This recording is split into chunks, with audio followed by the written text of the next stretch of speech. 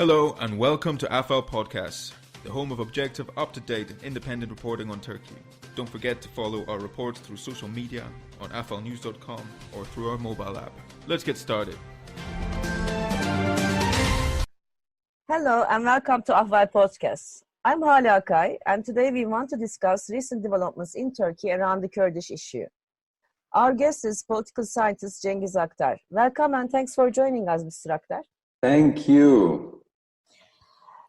Let's begin with the most recent news.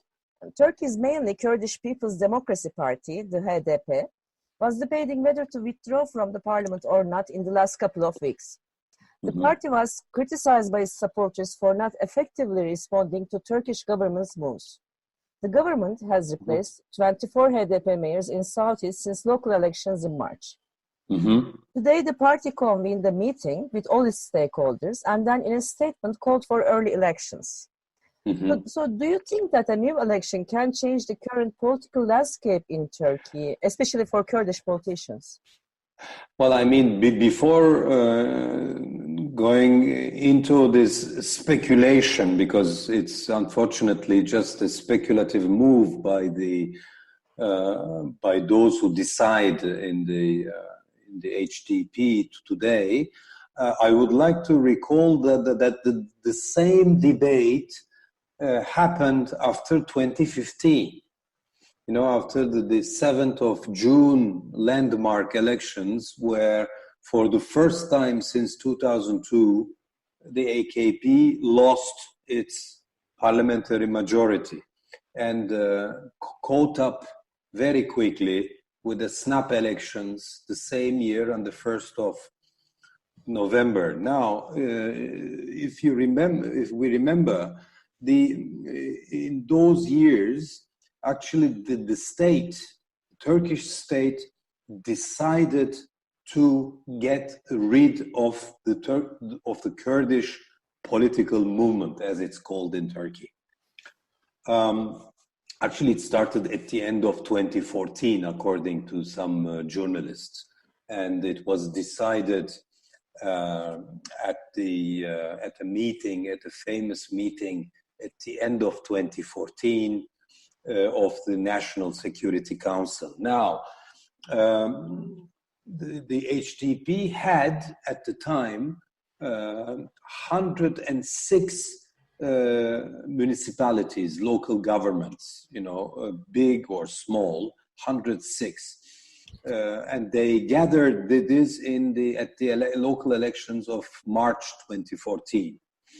So one of the first moves of the regime against the HDP was to scrap the elected officials.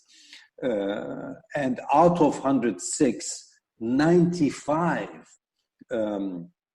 municipalities got a tutor, an appointee of the government, and the elected officials were laid off, kind of. And many of them were arrested. For instance, one of the top HDP officials, the former mayor of Diyarbakir, Gültan Kışanak, was the mayor of Diyarbakir, and she is still in the jail. You see, I'm talking about 2016, so it's 3 years old process. And in the meantime, the HDP co-chairs Selahattin Demirtas and Figen Yüksekdağ were arrested as well, and they are both still in the jail, together with some other MPs. And today some were released, but we still have from the past legislature 9 MPs who are jailed for absolutely, incredible reasons. So actually, what is happening now after the March and June elections, local elections, it's a repetition of what we have seen already in in 2015, after 2015, and in particular in 2016, when the government took the advantage of the so-called coup to get rid of the entire opposition in the country, Kurds or non-Kurds. Now, I think it's as I would like to repeat this very fact that this is a well-taught and well-prepared policy by the regime, and they just want to get rid of the Kurdish political movement. So today, as of today, the HDP had altogether 69 big or small local governments, municipalities, and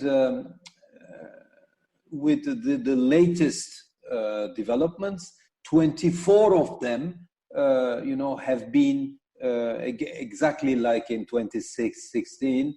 The mayors, the elected mayors, and also the members of the municipal councils were laid off, were kicked out actually, and replaced very often by the representatives of the central government. In some cases, it's the governor, directly the governor, or the sub-governor in smaller places. So I think, all in all, what was left actually to the HDP as a political arena, the political space to effectively get involved in everyday politics. It's getting smaller and smaller and by the day. If this is for the local governments, and as for the central politics, I mean the Turkish Grand National Assembly, we know that there are attempts by the regime again against the elected MPs. But before going in the particular case of the HDP MPs, I think we should recon and tell our auditors that in Turkey, with the presidential system, the parliament has no power at all. I mean, moreover, in today's parliament, there is a very comfortable majority composed of the two ruling parties, AKP and MHP, and they block everything, and they just decide, they vote according to what the presidential palace tell them to vote. So I think we are in a situation where HDP is really cornered and ostracized to the point that the regime officials don't even shake hands with the elected HDP officials, be it in Ankara or elsewhere in the municipalities. So and that, of course, this state of affairs had a direct consequence on the voters, and the voters started to say, I mean, this is a so-called elective democracy, quote unquote, and we are voting, and our votes are void, are immediately voided by the central authorities, by the regime, and this unease has started exactly like 3 years ago, because the same happened 3 years ago. People were not happy, and the same discussion that you mentioned in the beginning to quit the parliament and do something really spectacular to go out of the parliament, etc. This is an old debate. I mean, the debate came again, and in October, the party officials have had extensive contacts in Diyarbakir and in other places, and discussed with the people. And the people wish, according to one MP, Ömer Faruk Gergerlioğlu, it was very clear, and the people were saying, "What are you doing in Ankara? Just get out, and because we are, they are not taking us as full citizens. So why you are continuing to play the game there and giving the impression that it's a normal country? It is not."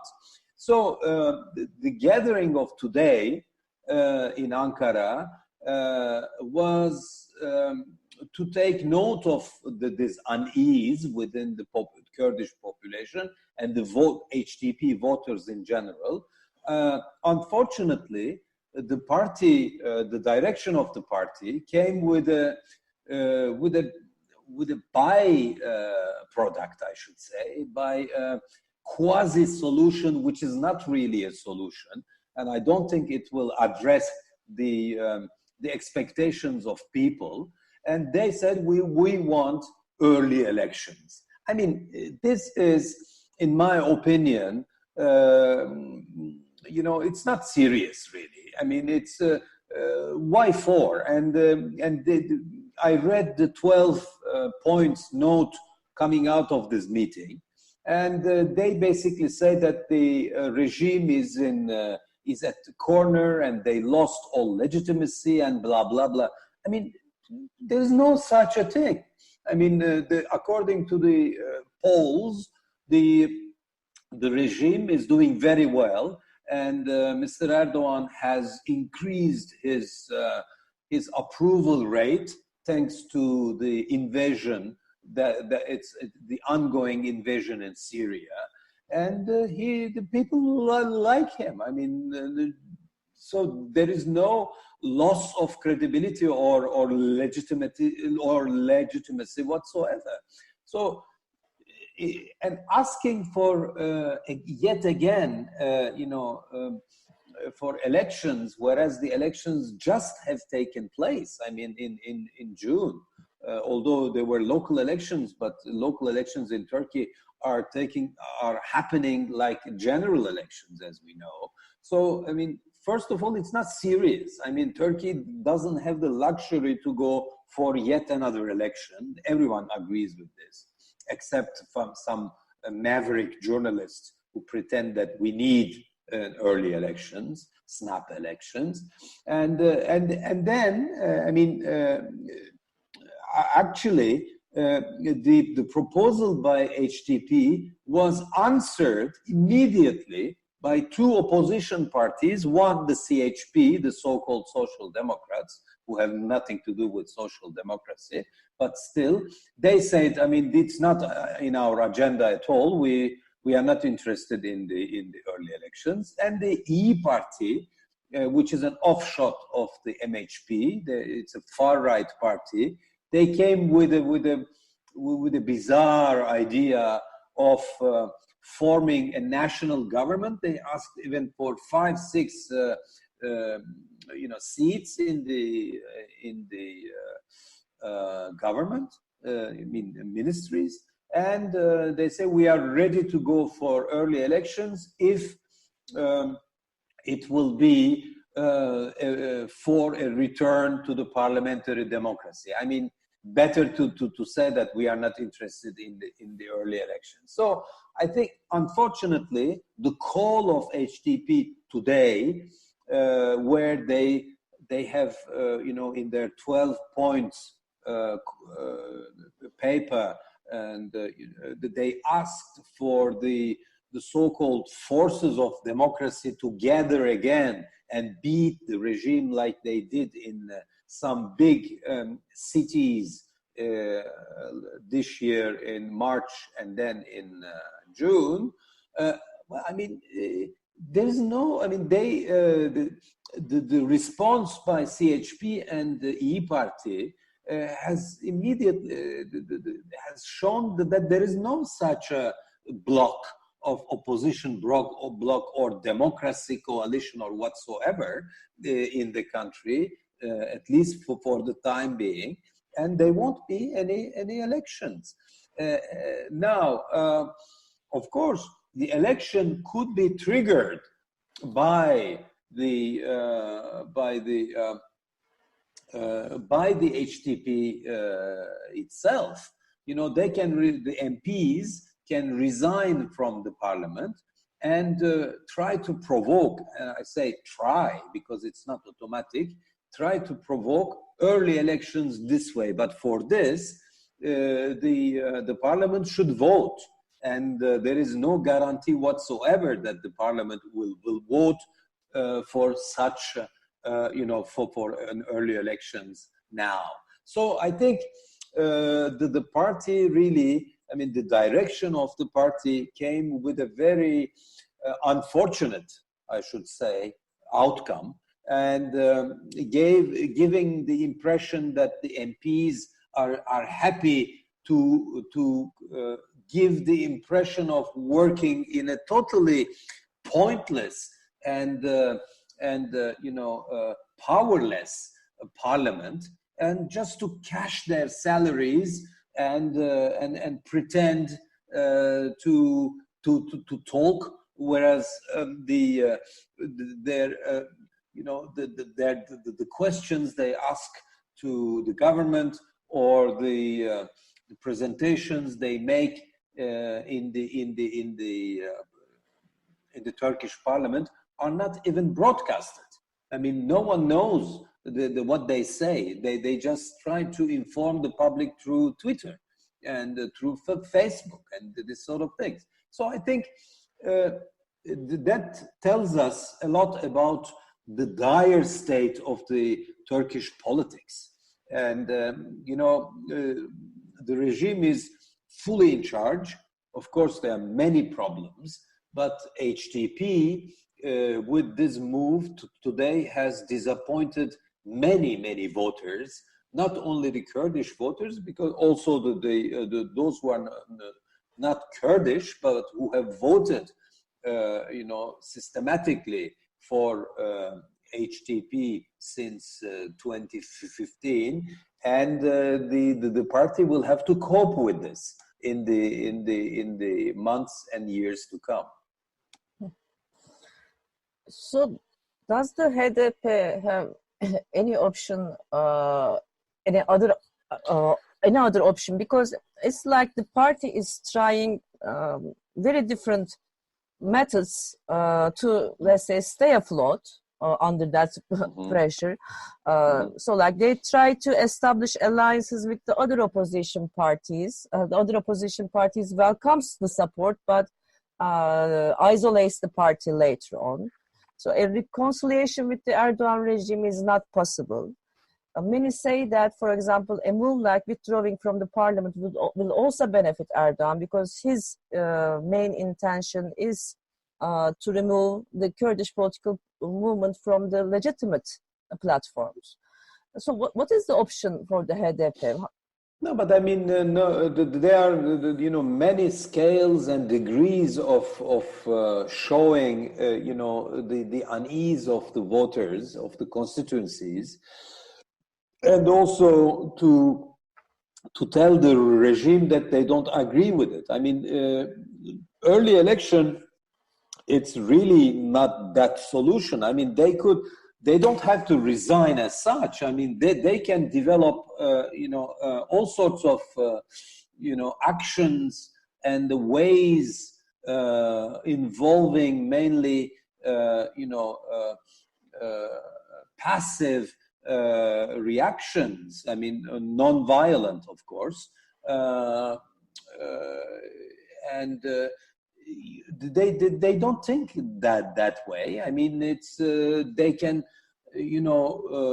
kind of boycott, for instance, that they can go to the parliament and sit there and they can do all sorts of things. I mean, they can do sittings in the parliament. They can take the parliament out. I mean, they have done this for 3 days only. When they left Ankara, they went to Diyarbakir, but I mean, and then they rushed back to Ankara. It's called the civil disobedience. I mean, they are not disobeying. They are obeying the regime, actually, and they are playing the game of the regime. No one tells them to take all their belongings and leave Ankara, but they should be more imaginative. They should find new ways of transmitting the feelings, the very bad and negative feelings of their constituencies. They are not doing this. They are just asking for the elections, and I suspect that they may. I mean, if by chance, by miracle, these early elections happen, I have the feeling that this they may not go through this 10% threshold, and there is and this risk is very serious. So I think we have reached, unfortunately, the political limits of the Kurdish political movement in Turkey today. And let's face it, I mean, they are completely stuck. I mean, they are cornered, they are rejected, they are ostracized. As I said, I repeat, people don't even shake hands with them. They are not invited to the National Day on the 29th of October. They are not invited to the briefings of the government about this or that, and in particular about the war, the ongoing war and in Syria. So, I mean, they are kind of, they are not even in the second role, they are not,